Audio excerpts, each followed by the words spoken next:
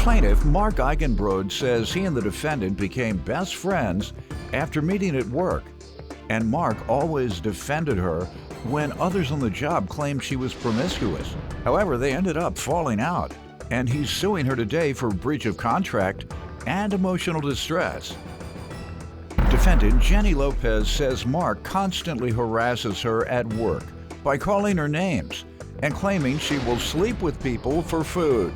And he also spray painted a derogatory word on her car. She's countersuing for the harassment. Start with you. Yes, Your Honor. I've known Jenny for a couple years now. She was my best friend at work. I've heard rumors about her at work being promiscuous with donors, which I refuse to believe. People just walk up to you? They would offer it when we were best friends. They would give me warnings to not get so close to her. Yes, Your Honor. So I didn't believe them because I would let her. They said you would catch something by being close to her? No, Your Honor. It's because we were just close friends, and right. I guess the way that she had acted with other donors, they just wanted me to just be careful. Did they suspect you wanted to date her? Possibly. I can't speak for what they would. You didn't ask him? Why are you warning me about this is my friend? What are you talking about? You don't talk about my friends. I don't care if she does that. She could be a full-blown drunk when she goes home. That's not my concern. We're friends. You're concerned about her lifestyle so much. No, sir. No, Your Honor. Yes, you are. Somebody told you she's promiscuous, and they said, watch out. Watch out for what? That's what, they think you're a freak and want to watch? What do you mean, watch out? Watch out for a woman who you're not associated with? That's not your woman. Y'all wasn't dating. Y'all didn't, did you date him? No, sir. Yeah, you can be what you want. And that shouldn't affect your friendship. Debbie is like my sister that takes care of me here. She can be as she wants. She's still gonna be my sister, and I'm gonna love her, and I ain't gonna talk about it, and I'm gonna defend her. Absolutely. When anybody says she's promiscuous, even if I know something different. I don't, I'm just saying, even if I is, I'm gonna defend her. Plaintiff Mark Eichenbrod is suing his former best friend, who claims Mark has been harassing her on the job and even spray painted a derogatory word on her vehicle. All right, sir, continue your Absolutely. testimony. Yes, I just sir. had to defend her already. I don't like men coming here. Y'all philandering men coming here, cheating men, coming here accusing women of something y'all do every day. Absolutely, Your Honor. Well, Every once in a while you might, right? Just once. Not every. Go ahead, sir. yes, Your Honor. So, every full moon. I'm glad you laughing, man. You know, that's what we do. All right, so you all began your friendship. Your friends warned you, but you continued with your friendship, yes, obviously, Your Honor. like I suggested you should do. You did just that. And Yes, how sir. did your friendship go? I actually defended her in those times that There I you had heard. go. I did that because See? she was my best friend, and I refused to believe what I had heard about her. So You and me alike. I'll defend Debbie. Whenever we would be hanging out outside of work, I would bring these rumors up to her, and she would deny them, which I believed because she was a support shoulder for me when my father passed. She meant a lot to me in my life, and I respected and believed everything that she had told me. Well, since then, I have personally seen some of these videos of her engaging in acts with the donors from our job. How? They were offered to us, and I didn't have to ask for it. A lot of people at my job, yes, sir. A video has been shown along with text as well. And since I've seen those and her denying all of those. But how many different people? One? No, at least 7 or 8 that I know of. I promise you, at least 7 or 8. No, 7 to 8 videos or 7 to 8 texts. I'm sorry, one video. I said how many people had seen it. There were a bunch of people who had seen it. I've seen one. How many have you seen? I've Just seen one video from one man. Yes. How does that make her promiscuous? That is no evidence of promiscuity. That could have been her man, her guy that she just wants to do that with, one person. You have to say that she has done this several times and I've seen something to that effect. Do you have any other instances you can make reference to back up this claim that they're making at the job that might be credible? I have seen text as well. I've only seen the one video. Different guy than the text? Yes, different guy. Well, yes, different guy, different people who have shown it. So I've seen texts from other people, video from one, texts from others. But having all said that, after her denying everything that I brought forth to her when we were hanging out outside of work, and then her denying it and me seeing the proof that it was true, made me reconsider how I really kind of viewed her, thinking if she lied to me then, what else could she possibly be lying about to me in terms of anything in that matter? Oh, please. So, well, that's... Somebody lie to you about their sexual lifestyle. I get that. You think that they're gonna lie to you about money. Somebody tells you they like breast as opposed to behind, then, oh, I don't know about that person. He's a breast man. And so I can't trust a breast man. Yes. So we can't do a business transaction That's- because of what I heard your sexual lifestyle is like. And I don't like people who are breast men. That has zero to do with your friendship unless you were interested in being with her.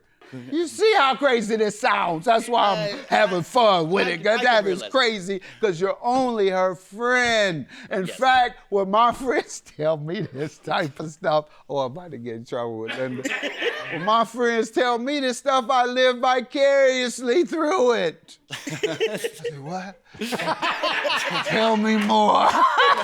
No, I want the blow. We call it blow by blow. Give me the blow by blow. I want specifics.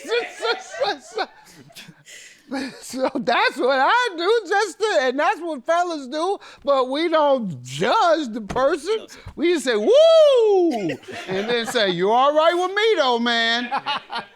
Because we're friends. Yes, Your Honor. Let me hear some background from you. Hello, Your Honor. Good afternoon. My name is Jenny Lopez, and I'm here because I want Mark to leave me alone.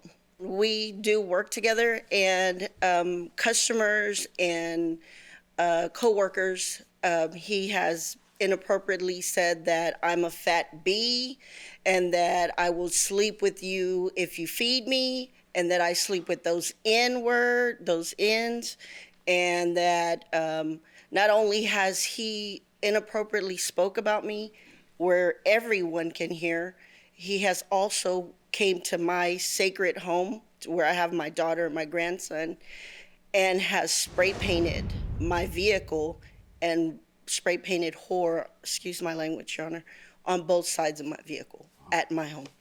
All right, so how did you go from best friends to all of that? Being that him doing these things at work, I just stopped talking to him. I stopped texting him. I just stayed away from him. I don't know if it's because of him experimenting with the drugs that he started doing. I don't know what it was. He just became a different passing person. Judgment on each other again. Here you are concerned about his life as a drug user. He's concerned about your life as a promiscuous woman. Plaintiff Mark Eigenbrod is suing his former best friend, who claims Mark has been harassing her on the job and even spray painted a derogatory word on her vehicle. What do you say to falling out? When did it begin and why? The fallout began because I'd made her a loan that she had asked for. When? I made it in December of 2021. It was a $3,000 loan that she had asked for help with her rent. She had agreed to pay me $750 per month out of her paycheck, and only has paid me maybe $180 out of each paycheck. And then the second loan was for $1,546 made in April of the next year because her car was being repoed outside of our place of employment, and it had embarrassed her. Now, I made a audio contract on the $3,000 loan for her, or basically to protect me in this incident. All right. So how does she owe you for emotional distress? The emotional distress comes from the $1,500 I gave her for the car on being repoed or not being repoed. That was my moving money that I was going to use, and I told her at the time of the loan that I did not really have it to give to her, that I needed a guarantee to get it back by July 1st because people have threatened my life where I live, and so I needed to move out of the... Your life? There was a previous person who instances with them, they can't come to our place of employment. So she should pay you for that. I'm sorry? So she should pay you for the concern you have for not being able to get out of the neighborhood. But Your Honor, I never gave them any money. They had made the threat to me, which pushed forward my wanting to move. Using that as part of your testimony today. Well, I needed to move by July. That's when my lease had ended. She had guaranteed the money back by then. I never saw a dime of that money. At work, the fallout, I was trying to ask her about the loan. She would never talk about it. She got erased by emotional distress because of delinquent bills. I'm sure that you are not sued for emotional distress, nor is anyone else, by corporations that receive delinquent payments from you. So emotional distress is not given because you don't get paid in time. Otherwise, every corporation in America would be suing for emotional distress for all the late payments they receive from people. Ma'am, what do you say to the contract to repay? I feel like I don't deserve him. I feel like I don't deserve to pay him anything from all the harassment that started because you hadn't paid him, no? Yes. If you had paid him, you wouldn't have the harassment. So before the harassment, what was your excuse? Before the harassment, the excuse was that I had COVID back in December and almost died. I missed work for 5 months. It put me back on my bills, and I was paying what I could. I wasn't totally until the harassment started at our job. I just stopped talking to him completely. Okay, tell me when the harassment began. Give me the first incident. The harassment began around June, and and that's just when I started sending emails to my boss, explaining how people, not only one person, but most of customers that were in our place of work, that were coming up saying, and these were intelligent, smart, people, big people that were coming to us, telling not only me, but telling other people that he was calling me names. Give me the first instance of that. It should be right on the tip of your tongue. The first time he degraded you and told everyone else things, and you got a call regarding him degrading you. The first time should be ever present. It was in June, and I. What happened?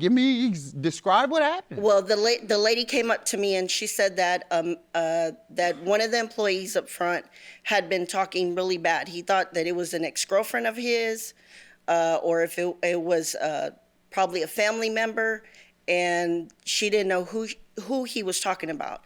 That she said that he was telling her that he wished that her name come up in that comment? My name did come up. So he was telling her what? That Jen should rot in hell, and that her kids should rot in hell, and that excuse my language, Your Honor, and that that I was a bee, and that.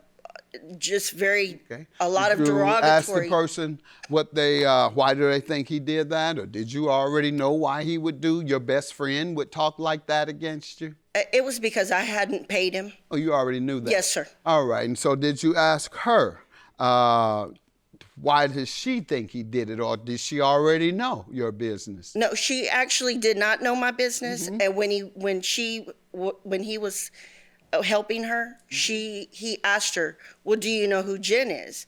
And she said, no, I don't know who Jen is. And he said, well, when you get to the back of the building, you'll see Jen. You'll know who she is. He even described her. Yeah, and when she got to the back of the building, she approached you with what he had said. Yes, a total stranger. Well, she didn't. She said she didn't know you. She didn't know me. You just told me that. Yes, sir. So if you don't know somebody, you're a stranger. Yes, sir. Total stranger walks up to you and tells you that your colleague said all these degrading things about you just out of the blue, and you don't even know her. That's me going up to a stranger here that just started work and start telling them inner employee business. That doesn't sound rational or believable. Plaintiff Mark Eigenbrod is suing his former best friend, who claims Mark has been harassing her on the job and even spray painted a derogatory word on her vehicle. Yes, sir. Yes, Your Honor. In some of those accusations of what she's saying that I said, I date women of color, so I would not use the N-word ever. I've never used that. I wouldn't ever call anybody a fat bee because my mother was a large woman herself. So that's one word I personally just have never used because it's personal to me with my mom being a larger woman. The only thing I did call her was a thief at work because I said she stole $3,500 from me, which is what basically she still owed. That, so that's the only thing I ever said. I never said anything about any racial terms. I've never said anything about her size, anything of that nature, because that's just not who I am. Well, that's a good way to not pay your debt. That's a good way to try and play on the emotions of a judge to get out of the debt. Go ahead. See, people don't think I think this stuff out, or you don't think it out before you tell me. Go ahead. Also, when it comes to the car incident, there's no reason why I would ever do anything to I don't know anything about the car. That's the harassment counterclaim. What did he do to you, ma'am? Yes, sir. I have evidence on my vehicle. I have evidence for my vehicle where, Your Honor, I had a demand letter sent from him that was, I had 10 days or else. And else he'll sue you like he has. On the 11th day. You don't write letters when they're going to bust windows or whatever you claim he did. Go ahead, though, ma'am. I hope you got enough evidence. Maybe you had evidence that it was him. Go ahead. On page 2 is a demand letter. On page 3 and 4 is pictures of the vehicle. There's also a video that was submitted, and the spray painting of the vehicle was on the 11th day. Okay. The 11th of what? The 11th day of the. I had 10 days of the demand letter. Okay. And you say it was spray painted August 26th. Yes, sir. Okay. Then the next 10 days, I save you beginning last, you have made a recorded contract with me and have never made a payment. Now you have completely stopped all payments. You have stolen my money. You have 10 days today to pay the money back, which I have added reasonable interest to. He said, all he said is you have 10 days to pay. And so because you didn't pay, you think he decided to go from a professional approach to it to a violent approach. He's the only one who knows where I live. The only That's the end of your case. Your judgment is granted. Thank you, Your Honor. I do not believe a stranger walked up to her out of the blue telling her these dastardly things you've said about her. And secondly, the explanation she just had, you're the only person in the world that knows where she lives. Therefore, you're the one damaged her car. She's playing with my intelligence, and I'm going to show her my intelligence by dismissing your claim and granting yours. Thank you, Have Your a Honor. good day. Thank you. I want him to leave me alone. I want him to stop talking about me. I want him to stop harassing me. I want him to leave me alone. I don't talk to her at work as it is, and it will remain that way. He just needs to stop running his mouth. Now that I have received the money that I am rightfully owed, everything will be done.